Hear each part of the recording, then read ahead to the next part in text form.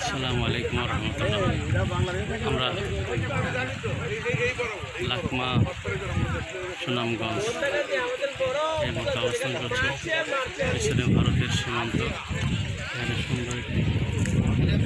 তো আমাদের কাজ শেষ, ইনশাল্লাহ দেখার কাজ। এখন চলে যাচ্ছে আমাদের রুমে।